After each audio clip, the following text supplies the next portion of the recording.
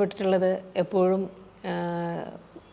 അദ്ദേഹം സെറ്റിലുണ്ടെങ്കിൽ സമയം പോകുന്നതേ അറിയില്ല. എപ്പോഴും ഇങ്ങനെ പഴയ കാര്യങ്ങൾ, പഴയ കഥകൾ, പിന്നെ ഓരോ ആൾക്കാരെക്കുറിച്ച് പറയുമ്പോൾ അവരുടെ കഥകളൊക്കെ പറയുമ്പോൾ നമുക്ക് എന്തു പറഞ്ഞാലും അദ്ദേഹം എന്തു പറഞ്ഞാലും നമുക്ക് അത് കേട്ടിരിക്കാൻ ഭയങ്കര കൗതുകമായിരിക്കും. വളരെ ചിരിച്ചുകൊണ്ട്, വളരെ കോമഡിയിലൂടെ പറയാൻ, രസകരമായ നർമ്മത്തിലൂടെ ഒരാളെക്കുറിച്ച് പറയാൻ കഴിവുള്ളൊരു വ്യക്തി തന്നെയാണ്. എപ്പോഴും ചിരിച്ചുകൊണ്ട് സംസാരിക്കുന്ന, എപ്പോഴും വളരെ സ്നേഹത്തോടെ പെരുമാറുന്ന അദ്ദേഹം എപ്പോഴും ഒരു തീരാനഷ്ടം തന്നെയാണ്.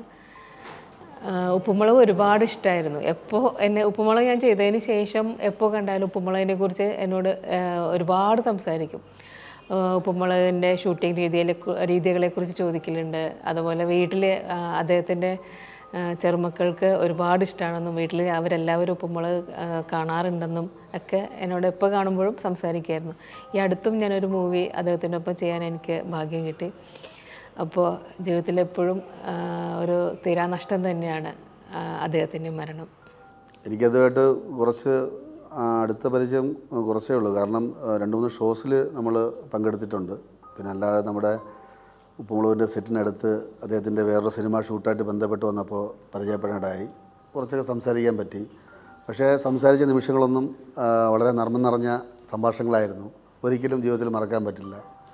പിന്നെ അദ്ദേഹത്തിൻ്റെ അറിയാമല്ലോ, അദ്ദേഹത്തിൻ്റെ ഒരു ഹ്യൂമർ ഞാനൊക്കെ അനുഭവിച്ചത് റാംജി റാവ് സ്പീക്കിംഗ് ആ ഒരു സിനിമയോട് കൂടിയാണ് അദ്ദേഹത്തിനെ കൂടുതൽ ഇഷ്ടപ്പെട്ടു തുടങ്ങിയത്.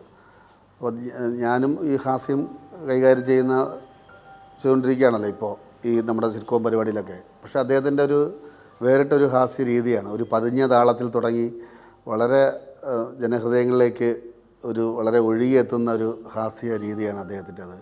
അദ്ദേഹം ചെയ്യുകയല്ല, ജന്മനായുള്ള സിദ്ധിയാണ്. അദ്ദേഹത്തിൻ്റെ പുസ്തകങ്ങളൊക്കെ വായിച്ചിട്ടുണ്ട്. അപ്പോൾ അതിലൂടെ അറിഞ്ഞ കാര്യങ്ങളൊക്കെയാണ് ഇതൊക്കെ.